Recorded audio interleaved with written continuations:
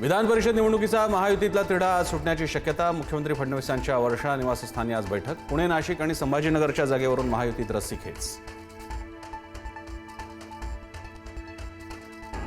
चंद्रपूर जिल्ह्यातील काँग्रेसचे not reachable नगराध्यक्ष आणि नगरसेवकांचे फोटो समोर. भाजप आमदार बंटी भांगडियांसोबतचे फोटो समोर. भाजपसाठी विक्ट्री व्ही संकेत दाखवतानाचा फोटो. नाशिकच्या चांदवडमधील कांदा आंदोलन पेटलं. पोलिसांनी आंदोलकांसह मविया नेत्यांना ताब्यात घेऊन काही वेळानं सोडलं. मंत्रालयात कांदा फेकून आंदोलनाचा अंबादास दानवेंचा इशारा. कांदा प्रश्न सोडवण्यासाठी उद्या सरकारचं शिष्टमंडळ दिल्लीला जाणार. मुख्यमंत्री आणि दोन्ही उपमुख्यमंत्र्यांसोबत काही मंत्री केंद्रीय सहकार मंत्री अमित शहांची भेट घेणार.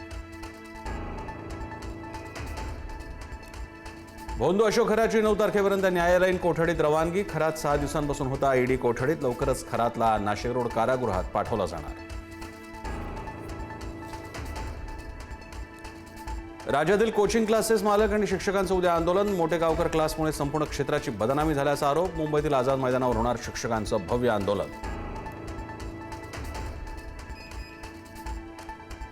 नवी दिल्लीत सीएनजी दरात वाढ. सीएनजी प्रति किलो 2 रुपयांनी महागला. दिल्लीतील आजचा सीएनजी दर 83 रुपये 9 पैसे प्रति किलो.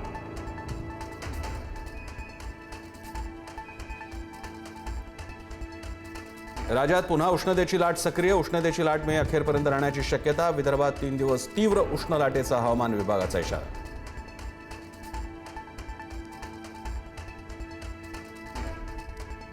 मान्सून आज केरळसह दक्षिण किनारपट्टीवर बरसण्याचा अंदाज. मान्सून नियोजित वेळेपेक्षा 6 ते 7 दिवस आधीच केरळात दाखल होण्याची शक्यता. दरवर्षी 1 जूनला मान्सून केरळमध्ये होतो दाखल.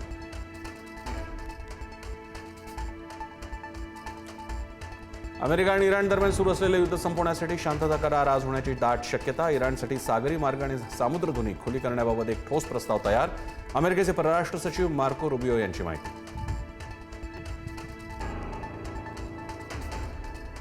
अभिनेता रणवीर सिंहच्या अडचणीत वाढ. सिनेसृष्टीतील संस्थेकडून रणवीर सिंह बॅन. आता फिल्म्स मिळवणं होणार अवघड.